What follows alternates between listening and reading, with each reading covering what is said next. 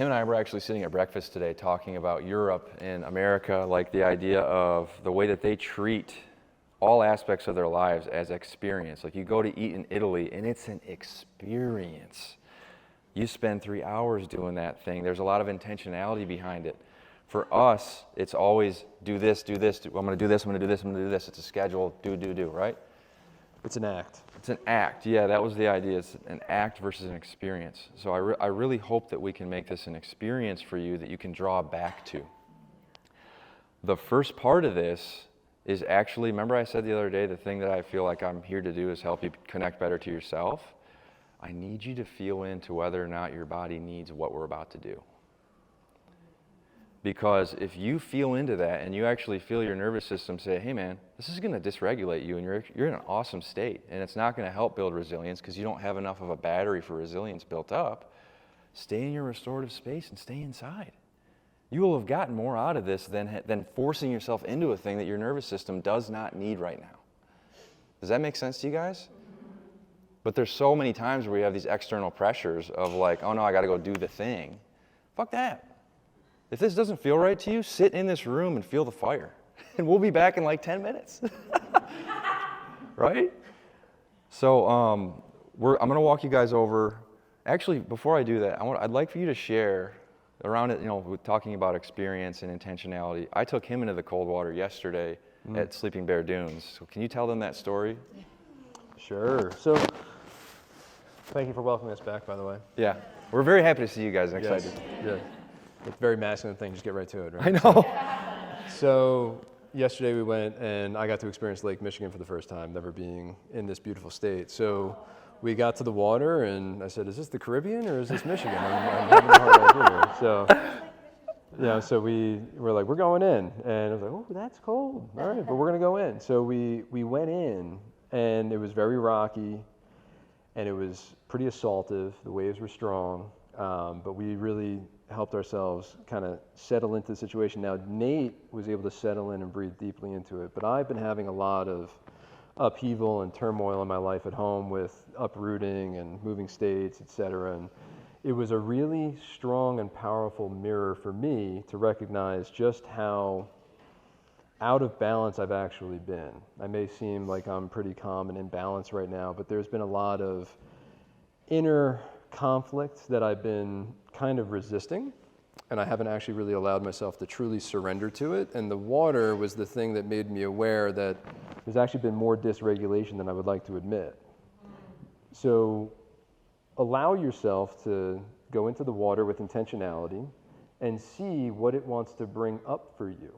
In the discomfort of being in the cold, what are the messages that the cold and your body are trying to signal? I'm in the water yesterday and my mind is wanting to scream.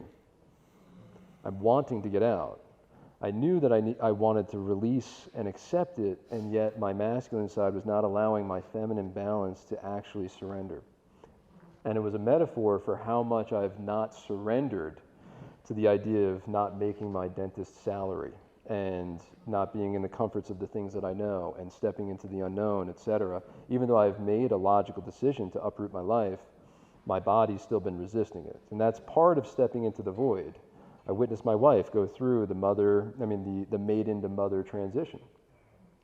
She understands the void much better than I do, having gone through her own identity shift from being dentist to mom not entirely fulfilling her to what's the next thing. And she sat in that space for 3 years, whereas for me, I've been constantly in do mode, constantly in the masculine, constantly wanting a plan. So the water really taught me a lot yesterday about how much I've been resisting surrendering.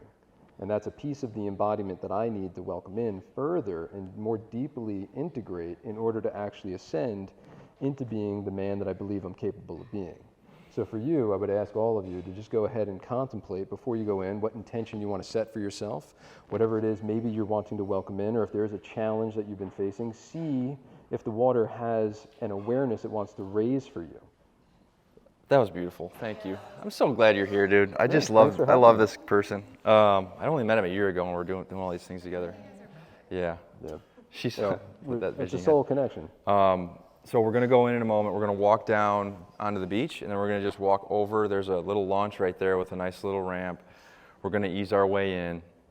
My advice to you is just like we talked about with the breath, instead of, I know a lot of us have seen Wim Hof and there's like a certain thing that you can do to like make yourself more resilient in the water. What I want you to do instead today is let the water completely have you. So when you take your first few steps into that water and you get up to about here and it starts making you want to go, keep going and let it, it's going to force a noise out of you. You're going to go, ah! But then after you let that go through your body, you are going to find a place of warmth and stillness sitting there.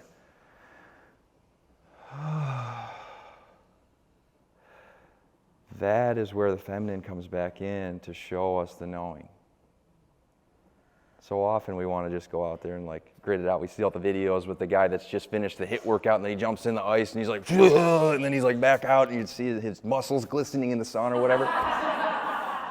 Like, no, man, like let's just go in and flow and just be in that. And then when you know you've gotten enough medicine, whether it's 10 seconds, 20 seconds, 25 seconds, 2 minutes, 3 minutes, get out.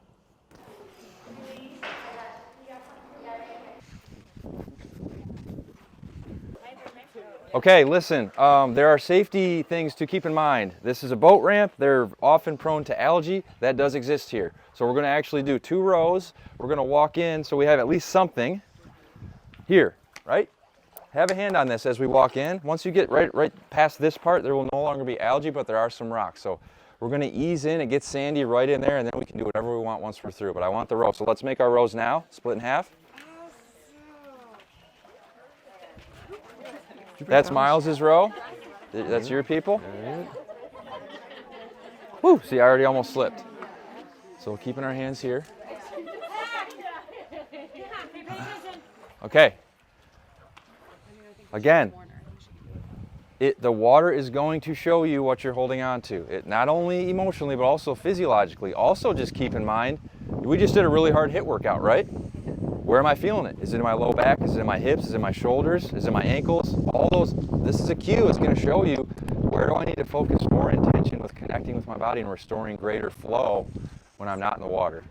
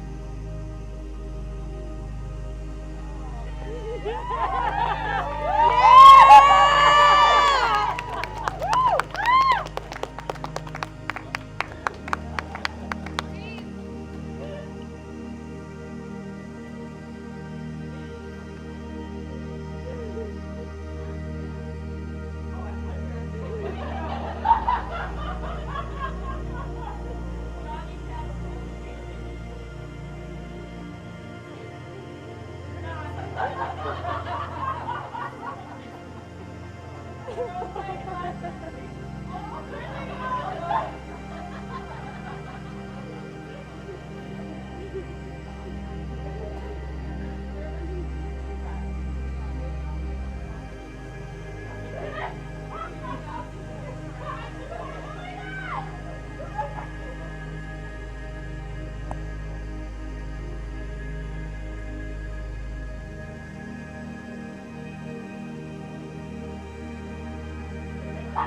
ha ha!